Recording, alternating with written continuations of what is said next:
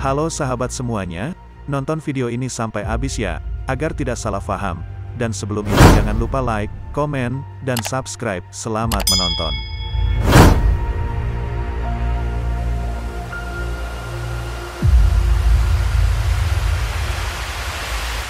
Pertunjukan wayang kulit adalah bentuk teater bayangan tradisional yang menampilkan figur dari tokoh-tokoh pewayangan yang terbuat dari kulit. Figur wayang tersebut dikendalikan atau dimainkan oleh seorang dalang yang juga bertindak sebagai narator yang menghidupkan cerita. Wayang kulit merupakan salah satu aset budaya Indonesia yang telah diakui UNESCO sebagai Masterpiece of Oral and Intangible Heritage of Humanity, atau karya kebudayaan yang mengagumkan di bidang cerita narasi dan warisan budaya yang indah dan berharga. Biasanya, pertunjukan wayang kulit menceritakan tentang kisah-kisah yang diambil dari naskah Ramayana dan Mahabharata yang dipentaskan dengan iringan musik gamelan. Berikut ini sejarah wayang kulit dan perkembangannya di Indonesia.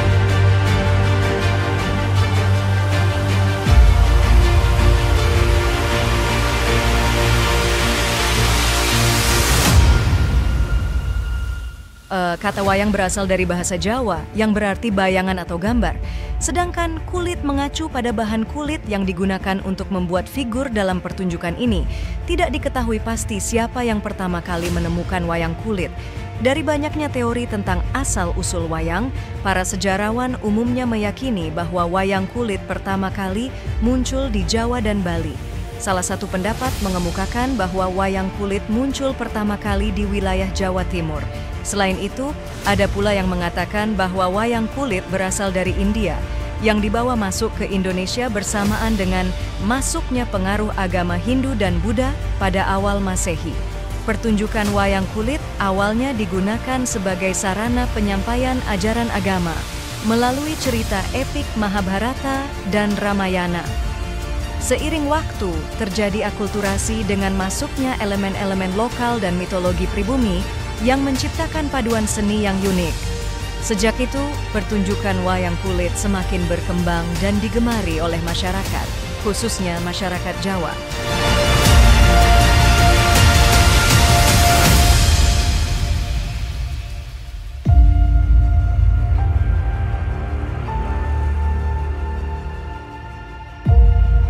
Pada zaman Hindu-Buddha, bentuk wayang belum seperti wayang kulit yang ada saat ini.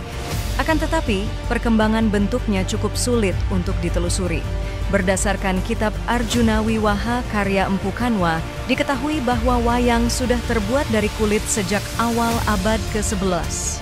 Pada zaman dulu, wayang kulit tidak dibuat dari tampak samping seperti sekarang ini, tetapi tampak depan. Sebelum dari kulit, figur wayang dibuat dari lontar, kemudian dari kertas.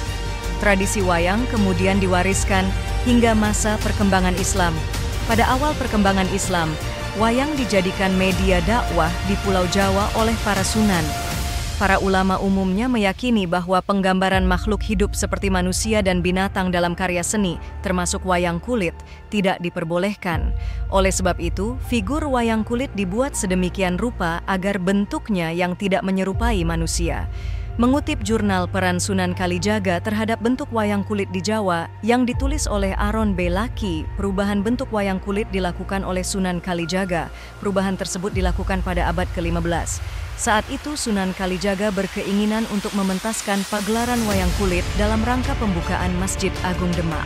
Namun, gagasan itu ditolak oleh Sunan Giri, yang menganggap bentuk wayang kulit mirip seperti manusia.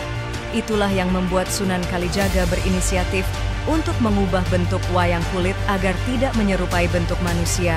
Sejak itu, tampilan wayang kulit berubah, misalnya dibentuk bagian tangan yang lebih panjang hingga ke lutut, kemudian pinggang yang sangat kecil, agar tidak menyerupai manusia. Bentuk wayang yang baru, tidak realistis, dapat diterima oleh para wali, dan mereka setuju untuk melakukan pagelaran wayang pada saat pembukaan Masjid Agung Demak. Pada masa selanjutnya, wayang kulit menjadi media dakwah beberapa tokoh Wali Songo dalam menyebarkan Islam di tanah Jawa, karena dengan cara Islam lebih mudah diterima oleh masyarakat.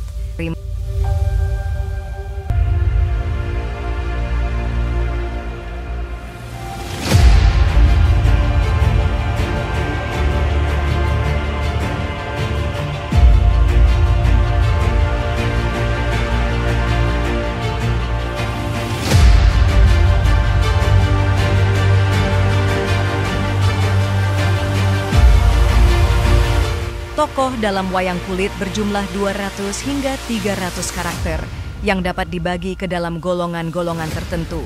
Misalnya golongan dewa, pendeta, ksatria, patih, raja, keputren, tokoh wanita atau putri, golongan abdi dan raksasa, buto. Golongan dalam wayang kulit dibedakan sesuai karakter atau sifatnya. Contohnya golongan ksatria yang biasanya memiliki sifat yang berani, pantang menyerah, dan ahli dalam perang. Karakter atau sifat dalam penokohan wayang kulit umumnya berasal dari penggambaran sifat-sifat manusia. Wajah dalam tokoh wayang kulit juga dibuat untuk mengekspresikan watak-watak manusia, misalnya penggambaran bentuk hidung, mata, mulut, hingga rona muka. Posisi wajah yang berbeda-beda pada tokoh wayang kulit juga dapat menggambarkan sifat manusia.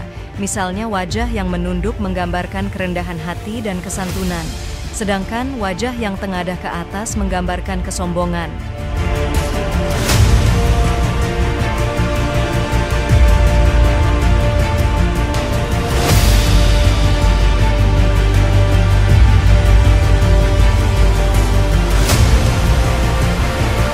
Sekian video kali ini, terima kasih telah menonton sampai habis. Jangan lupa nonton video kami lainnya ya, dan bantu kami dengan cara like, komen, subscribe dan share ya. Kasih tahu di kolom komentar, konten sejarah apa lagi yang ingin kalian ketahui. Terima kasih, sampai jumpa di video berikutnya.